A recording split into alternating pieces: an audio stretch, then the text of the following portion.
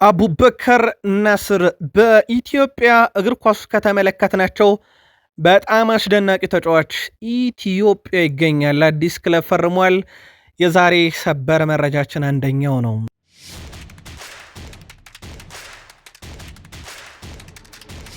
ቃል ስፖርት ላይ ናችሁ ውዶቻችን። የተመራረጡ ስፖርታዊ ጥንቅሮችን ከምታደምጡበት ቃል ስፖርት ዩቲዩብ ቻናላችን አክብሮታዊ ሰላምታችን በያላችሁበት ድረስ ብለናል።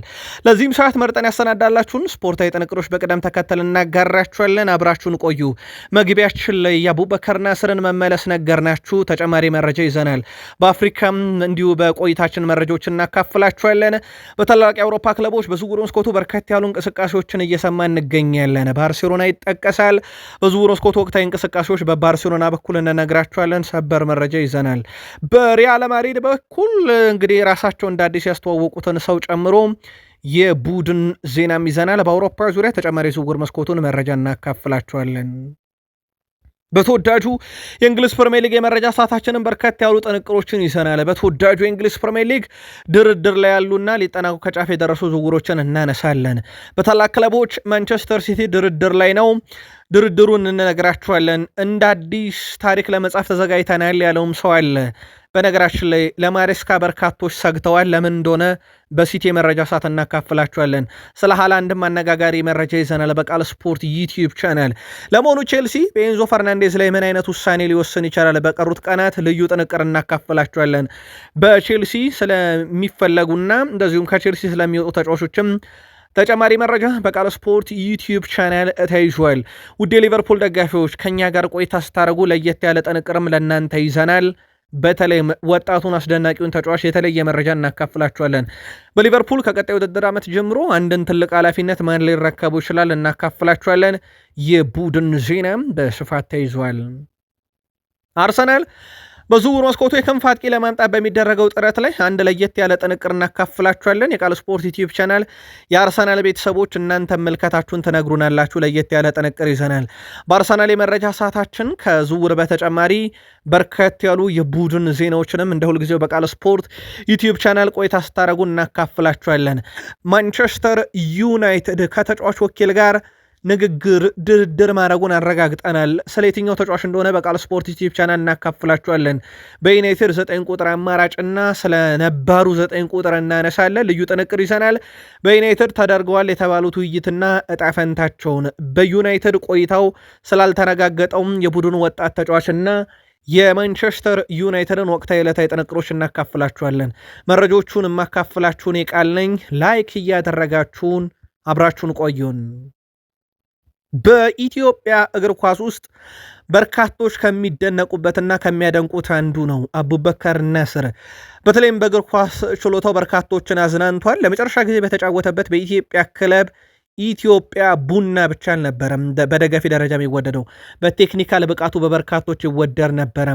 በስተመጨረሻም አቡበከር ናስር የመቻል ተጫዋች ሆኗል። ከሀገር ስወጣ በብዙ መንገድ ትልቅ ደረጃ ላይ ደርሳለሁ ብዬ ነበር ያለው አቡበከር ናስር ሲመለስ ግን ጉዳት እንቅፋት ሆኖበት ነው የተመለሰው። ውድ ቤተሰቦቻችን ተጫዋቹ ወደ ቀደም ክለቡ ኢትዮጵያ ቡና ለመመለስ ከፍተኛ ፍላጎት የነበረው ቢሆንም ቡናማዎቹ ግን ለተጫዋቹ በራቸውን ዝግ በማድረጋቸው አቡበከር ናስር መቻልን መቀላቀሉን አረጋግጠናል። ውድ ቤተሰቦቻችን በርካቶች ኢትዮጵያ ቡና ሲጠብቁት ነበረ። ለማንኛውም አዝናኙ ተጫዋች በጣም በድሪብል ስኬታማው ተጫዋች በቀጣይ ውድድር ዓመት በኢትዮጵያ ፕሪሚየር ሊግ እንመለከተዋለን። ከአፍሪካ ከአሰልጣኝ ፓፕ ቲያዮ ጋር የተለያየው የሴኔጋል ብሔራዊ ቡድን አዲስ አሰልጣኝ መሾሙን በዛሬው ዕለት ይፋ አድርገዋል። ሴኔጋል ፈረንሳዩን አሰልጣኝ ፓትሪክ ቬራን በኃላፊነት መሾማቸውን ይፋ አድርገዋል። አሰልጣኝ ፓትሪክ ቬራ በቀጣይ የ27 አፍሪካ ዋንጫ ፍጻሜ የመድረስ ተልዕኮን መቀበላቸው ተረጋግጧል። በተጨማሪም በ2030 ዓለም ዋንጫ ማለፍና ግማሽ ፍጻሜ መድረስ ከተሰጣቸው ኃላፊነት ውስጥ መሆኑ ተጠቅሷል። ፓትሪክ ቬራ በቀጣይ ቡድኑን እየመራ የመጀመሪያ ጨዋታቸውን ከሞዛምቢክና ከኢትዮጵያ ጋር የሚያከናውኑ ይሆናል። የቀድሞ የአርሰናል ሌጀንድ፣ የቀድሞ የአርሰናል ካፒቴን፣ የአርሰናል የኢንቪንሲብል ዋንጫ የታሪክ አካል የሆነው ፓትሪክ ቬራ በቀጣይ ኢትዮጵያን ይፋለማል እንደማለት ነው። ውድ ቤተሰቦቻችን ሴኔጋልን ይዞ ተጠባቂውን ሁነት በወቅቱ በቃል ስፖርት ዩቲዩብ ቻናል ሰፊ ሽፋን እንሰጠዋለን። በባህር ማዶ መረጃችን ባርሴሎናን እናስቀድሙ። ወደ ቤተሰቦቻችን የአጥቂ ስፍራውን ለማጠናከር ነገሮች እንደታሰበው አልሆኑም። አማራጮችን መመልከት ጀምረዋል። ባርሴሎናዎች በቪላሪያል ቤት ባለፈው ውድድር ዓመት በጣም አስደናቂ ጊዜን ያሳለፈውን አዮዝ ፔሬዝን እየተመለከቱ ይገኛሉ።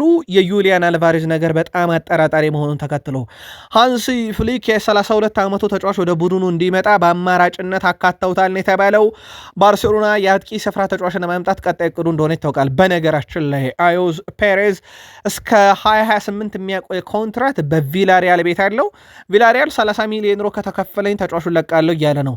በእርግጥ ይሄ ብቸኛውና የመጀመሪያ አማራጭ እንዳልሆነ ይታወቃል። ራሽፈርድን ከማንቸስተር ዩናይትድ በዚሁ ተመሳይ በቀረበ ሂሳብ የማምጣት እድል አለው ባርሴሎና። ምናልባት የራሽፈርድ ፍላጎት አሁንም እንደተጠበቀ ስለሆነ ማለት ነው።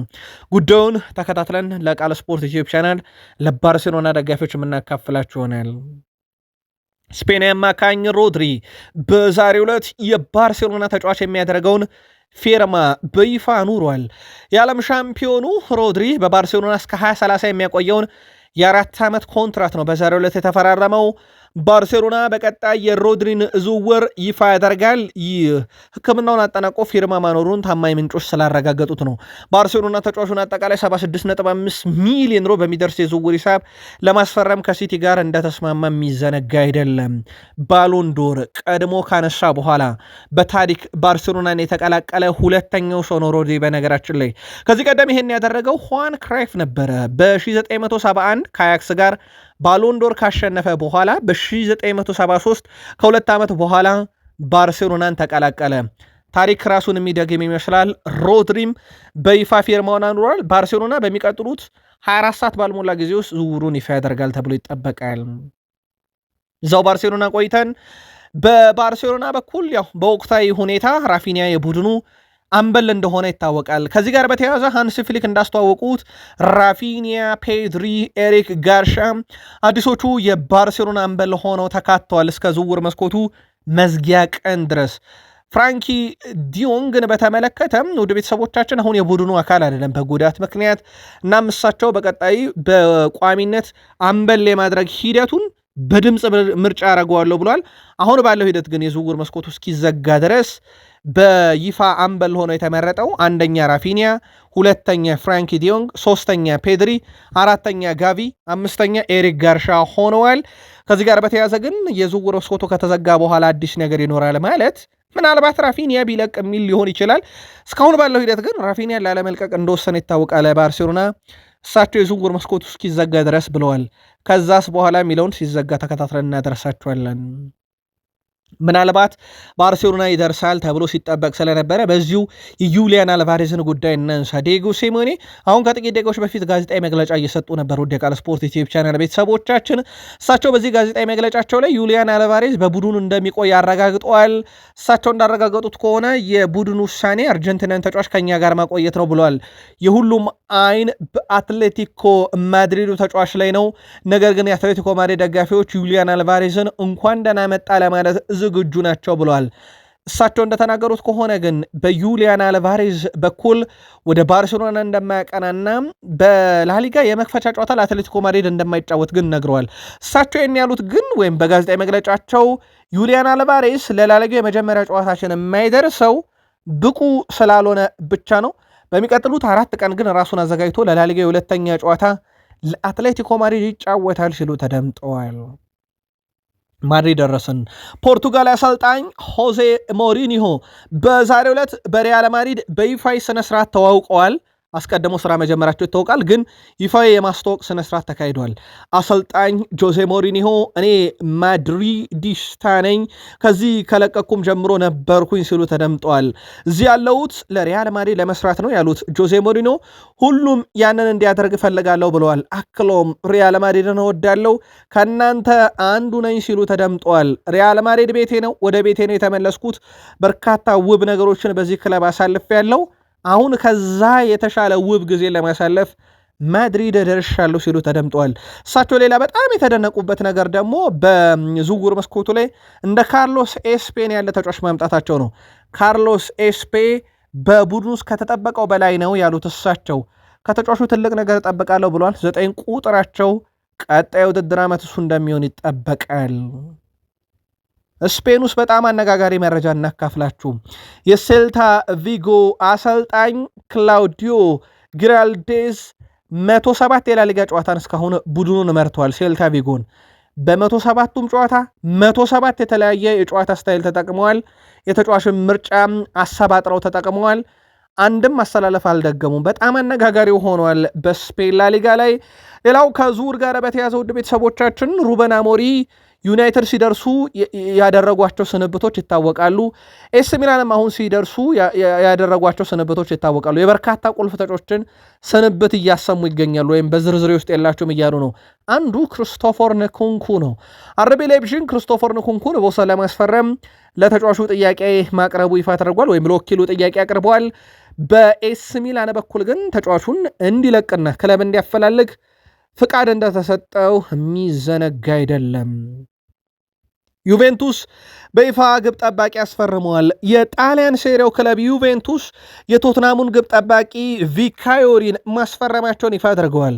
ዩቬንቱስ ግብ ጠባቂውን የመግዛት አማራጭ በአካተተ የውሰቱን ማስፈረማቸውን አስታውቀዋል። በውድድር ዘመኑ መጨረሻ ዩቬንቱስ ግብ ጠባቂውን በ10 ሚሊዮን ዩሮ የማስፈረም አማራጭ ተካቷል። ቁጥር አንድ ምርጫቸው የሊቨርፑሉ አሊሰን ቤከር ነበር፣ አልተሳካም። ከዛ በኋላ ወደ ኤሜሊያኖ ማርቲኔዝ ሄዱ፣ በገንዘብ ከቪላ ጋር ተጣሉ። ሶስተኛው አማራጫቸው የቶትናም ግብ ጠባቂ ቪካዮሪ ነበር፣ እሱን አሳክተዋል። በቀጣይ ውድድር ዓመት ግን እንደ ብቃቱ ታይቶ በ10 ሚሊዮን ዩሮ ከቶትናም በቋሚነት ክለቡን የመልቀቅ አንቀጽ አካተውበታል። በቃል ስፖርት ዩቲዩብ ቻናላችን ላይ ትገኛላችሁ። ውድ ቤተሰቦቻችን ቃል ስፖርት ዩቲዩብ ቻናል የተመራረጡና ወቅታዊ ጥንቅሮችን እያካፈልናችሁ እንገኛለን። እስከ ፕሮግራማችን ፍጻሜ ከኛ ጋር ስትቆዩ የእናንተ ላይክ ያስፈልገናልና ላይክ ማድረግ እንዳይረሳ። በሀሳብ መስጫ ሳጥናችን ላይ ግን ሀሳብ አስተያየታችሁን የምትልኩልን፣ በዜናው የማንበብ ሂደት ላይ ስህተት ሲፈጠር የምታርሙን እናንተ በድጋሜ ከልብ ከልብ እናመሰግናለን። ቃል ስፖርት ዩቲዩብ ቻናል የእናንተም ጭምር ነውና ለምታደርሱን ሀሳብ አስተያየት በእውነት ከልብ እናመሰግናለን። ወደ ፕሪሚየር ሊግ መረጃ ተሻገርን። አብራችሁን ቆዩን። በቀጣይ ውድድር ዓመት በተወዳጁ የእንግሊዝ ፕሪሚየር ሊግ ምናልባት ላናያቸው የምንችላቸው ተጫዋቾች ውስጥ አንዱ ኦሌ ዋትኪንስ ሊሆን ይችላል። በግል ጉዳይ ከአልሂላል ጋር ከስምነት ደርሷል። የሳውዲ አረቢያው ክለብ ከአስቶን ቪላ ጋር በቀዶቹ ቀናት ውይይቶችን ያከናውናል ተብሏል። በተለይም ትኩረታቸውን ከሃሪኬንና ከቪክተር ኦሴሜን ይልቅ ይሄኛው እንግሊዛዊ አጥቂ ኦሌ ዋትኪንስ ላይ ያደረጉት አልሂላሎች ተጫዋቹን አሳምነውታል። ቪላዎች ተጫዋቹን ለመልቀቅ ምንም አይነት ፍላጎት የላቸውም ተብሏል። ነገር ግን ክለቡ በዝውውር መስኮቱ ላይ እንደሚቀርብለት ገንዘብ ምናልባት ሊወሰድ ይችላል። ኦሌ ዋትኪንስ ግን ዝውውሩን በግሉ ተቀብሎታል። በዝውውር መስኮቱ ላይ ማንቸስተር ሲቲ በርካታ ቁልፍ ተጫዋቾችን ሳይፈልግ አጥቷል። በተለይም እንደ ሮድሪ ያለውን ፈልጎ ያጣቸው ደግሞ አሉ። በዛው ልክ እነ ቤርናንዶ ሲልቫን እነ ጆን ስቶንስን ኮንትራት አላራዘምም ብሎ ካጣቸው ግለሰቦች ጋርዲዮላን ሳይፈልግ እንዳጣው ደግሞ የሚዘነጋ አይደለም። ከዚህ ጋር በተያያዘ ማንቸስተር ሲቲ የሳቪኒዮን ጉዳይ በተመለከተ መልቀቅ አይፈልጉም። ተጫዋቹ ግን ክለቡን ለመልቀቅ ዝግጁ መሆኑን ተከትሎ ፈላጊው ቶትናም ሆትስፐርስ እንደሆነ ይታወቃል። እዛም ለመሄድ ለሲቲ ጥያቄ ያቀርበዋል። ማንቸስተር ሲቲዎች በሳቪኒዮ ጉዳይ እስከ 100 ሚሊዮን ዩሮ የመሸጥ ፍላጎት አላቸው ተብሏል። በዝውውር መስኮቱ ላይ ማንቸስተር ሲቲ አሁን ካለው የተጫዋቾች ወቅታዊ የዝውውር ሂሳብ ገደም አንጻር የዚህም ተጫዋች የዝውውር ሂሳብ እስከ 100 ሚሊዮን ዩሮ ገደማ ይደርሳል የሚል እምነት አላቸው። ቶትናም ሆትስፐርስ ተጫዋቹን ለማስፈረም ከዛ በታች ነው ፍላጎት ያላቸው። ድርድሮቹ እየተካሄዱ ይገኛሉ። ቃል ስፖርት ዩቲዩብ ቻናልም ሁኔታዎችን ከስር ከስር እየተከታተንን ለማንቸስተር ሲቲ ደጋፊዎች እንዲሁ በየዕለቱ ምናካፍላችሁ ይሆናል። ሩበን ዲያሽ አዲሱ የአሰልጣኝ የማሬስካ አምበል በማንቸስተር ሲቲ በኩል አዲስ ታሪክ እየጻፍን ነው ብሏል። ወይም በሽግግር ላይ ነን የሚል መልእክት ጽፏል። አሁን ሁሉ ነገር እዚህ በጥሩ ሁኔታ ላይ እየተነሳ እንገኛለን።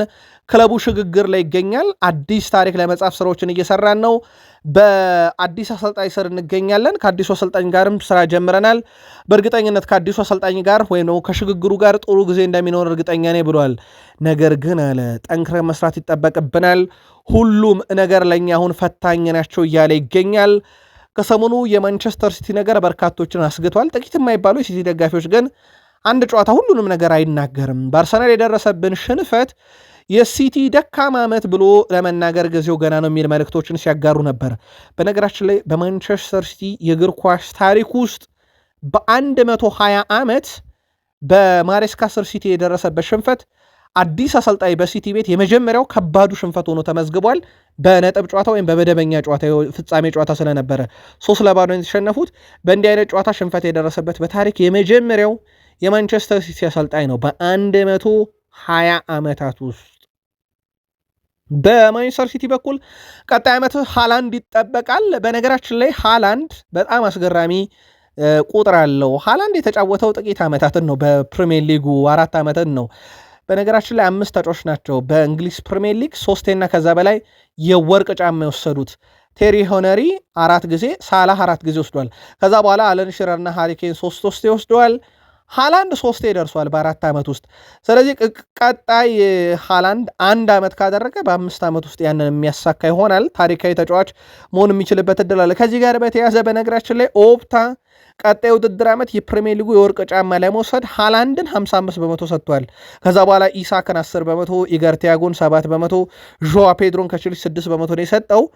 ሃላንድ በዚህም ዓመት ወይም በአዲሱ ሲዝንም ከፍተኛ ግብ አስቆጣሪ ይሆናል ጠብቁ እያለ ነው ኦፕታ። በቼልሲ በኩል ኤንዞ ፈርናንዴዝን ባለፈው በአርብ 11 ሰዓት ድረስ እስከ 120 ሚሊዮን ፓውንድ ክፍት ነው ግዙይ ማለቱ ይታወቃል። ከዛ በኋላ ግን አልሸጥም ያለበት ዋና ምክንያት ምንድን ነው የሚለው የሰሞኑ ትልቁ አነጋጋሪ ጉዳይ ነበር።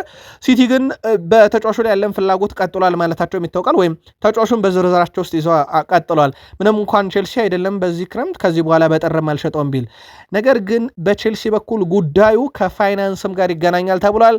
ቼልሲዎች ይህን ተጫዋች ከሸጥን ከዚህ በኋላ በሸጥንበት ገንዘብ በራሱ እሱን የሚተካ ተጫዋች ለማግኘት እንቸገራለን የሚል ነው።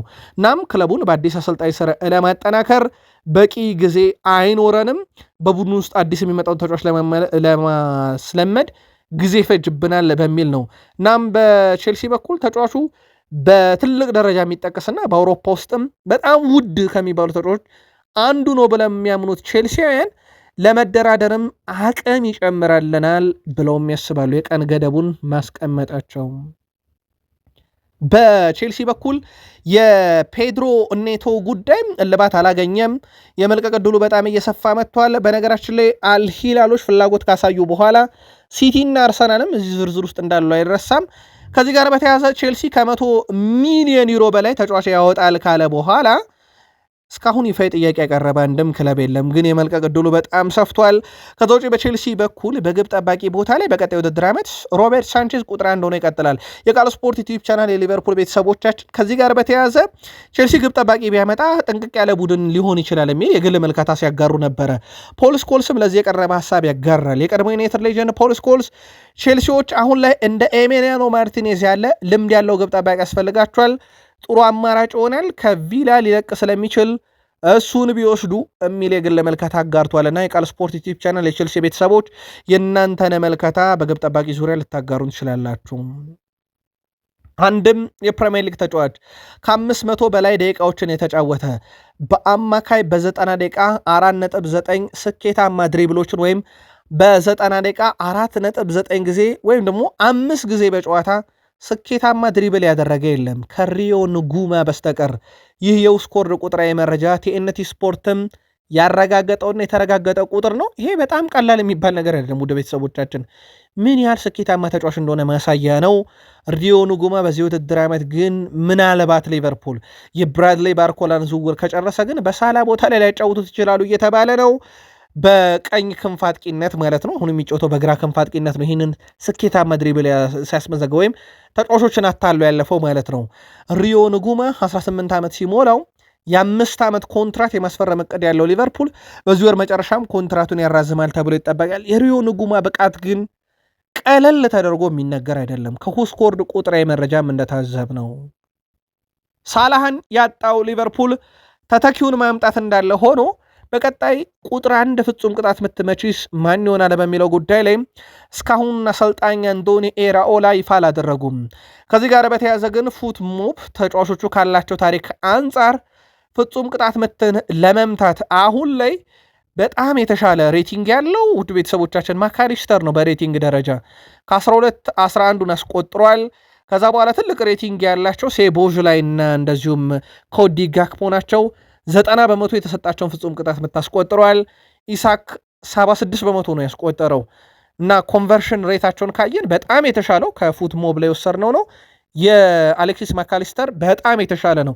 ምናልባት የቃል ስፖርት ዩቲዩብ ቻናል የሊቨርፑል ደጋፊዎች ምልከታችሁን ማን የተሻለ ነው በሚለው በእናንተ ምልከታ አጋሩን። በሊቨርፑል በኩል ሊቨርፑል የብራድሊ ባርኮላን ዝውውር በቶሎ ለማጠናቀቅ ስራዎችን እየሰራ ነው። ይሄን መረጃ ስናደርስ አልተጠናቀቀም፣ እልባትም አላገኝም። አብዴት እናድርገው ብለን ያው ጥያቄ የሊቨርፑል ደጋፊዎች በተከታታይ ስለሚያነሱልን። ሌላው በሊቨርፑል በኩል በአሊሰን ቤከር ላይ የወሰኑት ውሳኔ ጸና መሆኑን አረጋግጠዋል። አሊሰን በክለቡ ይቆያል። ምናልባት አሊሰን ቤከር በሊቨርፑል ሊለቅ የሚችልበት እድል በሚቀጥለው ክረምት ራሱ በጣም ትልቅ የሚባል ገንዘብ ከቀረበላቸውና ትልቅ ተተኪ ካገኙበት ብቻ ነው። ይሄ የሊቨርፑል እቅድ ነው። ሌላ ስለ ሊቨርፑል ተጨማሪ ቡድን ዜና እንንገራችሁ። አትሌቲክ በወጣው መረጃ መሰረት የሊቨርፑል የበላይ ባለቤት የሆነው ፌን ዌይ ስፖርት ግሩፕ ለ1892 ሆልዲንግ የሸጠው የክለቡ አክሲዮን መጠን ቀደም ሲል ከተገለጸው 30 በመቶ ይልቅ ወደ 40 በመቶ ገደማ የሚጠጋ ነው ተብሏል። መጀመሪያ ለሽያጩ 30 በመቶ አክሲዮን እንደነበረ ቢገለጽም አዲሱ የፋይናንስ ሰነዶች እና መረጃዎች እንደሚያሳዩት ድርሻው እስከ 40 በመቶ እንደተሸጠ ነው የተረጋገጠው። የተገኘው የፋይናንስ ድጋፍ የክለቡን የረጅም ጊዜ መሰረተ ልማት ለማጠናከር እና በዝውውር መስኮቱ ላይ ጠንካራ ሆኖ እንዲቀጥል ሊቨርፑልን ለማድረግም ነው ተብሏል። አርሰናል የክንፍ አጥቂ ለማምጣት ስራዎችን እየሰራ ነው።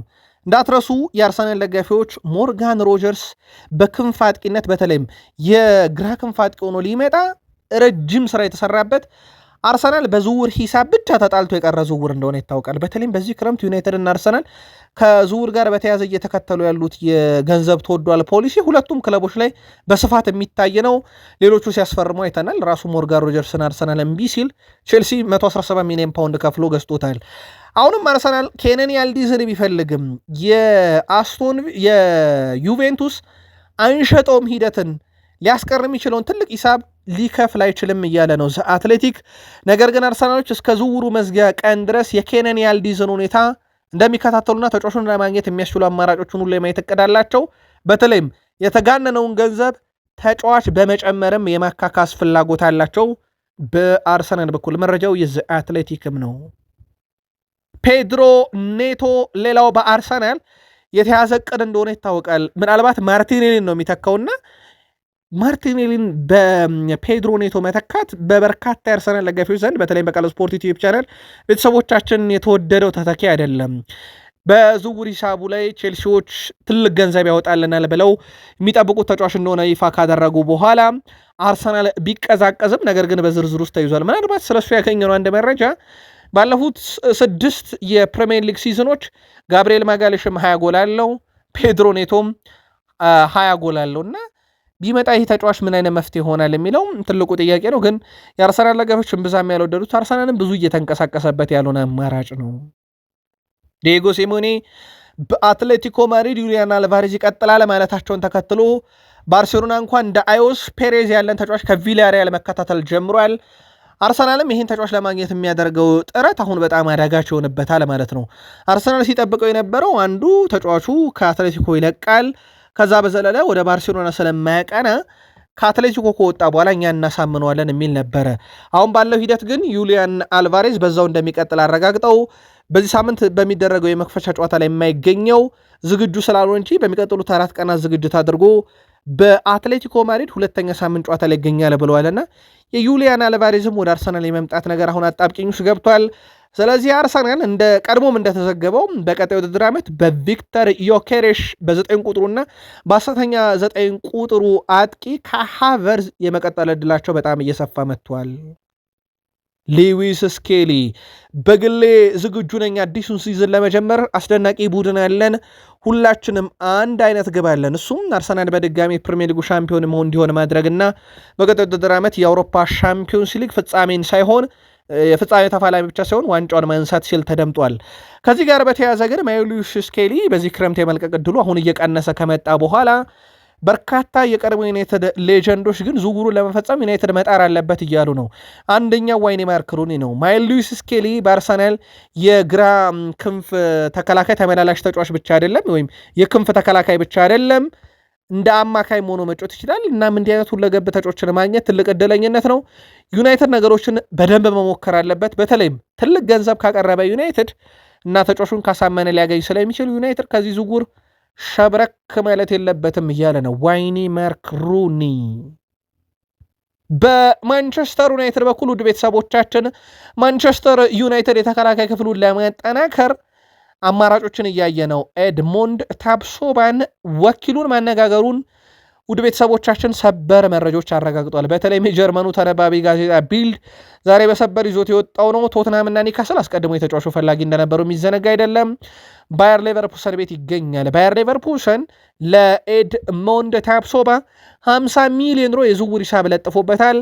ማንቸስተር ዩናይትድ ስለ ዝውውሩ ተጨባጭ መረጃዎችን በወኪሉ በኩል አግኝቷል። ዩናይትድ ገፍቶ ይሄዳል ወይንስ የሚለው ይጠበቃል። በዩናይትድ በኩል የመከላከል ክፍል እንደ ሌሳንድሮ ማርቲኔዝ እና እንደ ማቲያስ ዴላይት ያለ ምርጥ ተጫዋችን የያዘ ቢሆንም ጉዳት የፈተነውን ስኮልስም በጣም ሰጋዊ የሜዳ ክፍል ተከላካይ ነው ማለቱ የሚዘነጋ አይደለም። በዩናይትድ በኩል ሌሎች የሜዳ ክፍሎች ውስጥ አንዱ የሚያዘው የአጥቂ ክፍሉ ነው። በእርግጥ ዩናይትድ ቅድሚያ የሰጡት የሚሰራ አይደለም። ነገር ግን ዜርኪዚ ከለቀቀ ያው የተመረኮዘ እሱ ላይ ሽያጭ ላይ የተመረኮዘ የዩናይትድ ዝውውር እንደሚጠበቅ ይታወቃል። ከዚህ ጋር በተያያዘ ኢቫን ቶኒ እና ዣን ፌሊፔ ማቴታ በቀላሉ ሊገኙ የሚችሉ ተጫዋቾች በሚል ስካይ ስፖርት በዩናይትድ አማራጭ ውስጥ እነኚህ ተጫዋቾች ይጠበቃሉ ብሏል። ሁለቱም እንደ ልምድ ያላቸውና አነስተኛ ወጪ የሚቆጠሩ ተጫዋቾች መሆናቸው ደግሞ በማንቸስተር ዩናይትድ ዝርዝር ውስጥ እንዲኖሩ ያደረገ ነው። ዣን ፌሊፔ ማቴታ በክሪስታል ፓላስ፣ በነገራችን ላይ ኢቫን ቶኒ በፕሪሚየር ሊግ ስለተጫወተ በብሬንትፎርድ ቤት የፕሪሚየር ሊግ ልምድ ካላቸው ተጫዋቾች ውስጥ አንደኛው ነው። እስካሁን ዩናይትድ ከሁለቱም ተጫዋቾች ጋር ድርድርም ውይይትም አላደረገ። ምክንያቱ ግልጽ ነው። የዜርኪዝ መውጣት ይጠበቃል። ዜርኪዝ በማንቸስተር ዩናይትድ የሚቀጥል ከሆነ ግን ማንቸስተር ዩናይትድ ተጨማሪ አጥቂ ያመጣ። ምናልባት ቃል ስፖርት ዩቲዩብ ቻናል በተደጋጋሚ አንስተነዋል። አንድ አድማጫችንም እንደውም እኔ 9.5 ቦታ ላይ ነው የምሰለፈው ሲል ሰምቼዋለሁ ያለ ይመስለኛል። ዜርኪዝ አጥቂ ነው፣ ሐሰተኛ 9 ቁጥር ሆኖ ነው የሚጫወተው፣ 10 ቁጥር ነው፣ የክንፍ አጥቂ ነው የሚለው ግልጽ ያለ ነገር አይደለም። ተጫዋቹ ግን ሻርፕ ነምበር 9 ነኝ እንዳላላ ይታወቃል። በዚሁ በአጥቂ ስፍራ ላይ ምናልባት መረጃ እያካፈልናችሁ ስለሆነ ቤንያሚን ሼሽኮ በማንቸስተር ዩናይትድ ልምምድ ማዕከል ካሪንግተን አይተኗል። ውድ ቤተሰቦቻችን ዛሬ አብሮት ያለው ደግሞ ማቲያስ ዴላይት ነበረ። ሜሰን ማውንትን አላየንም።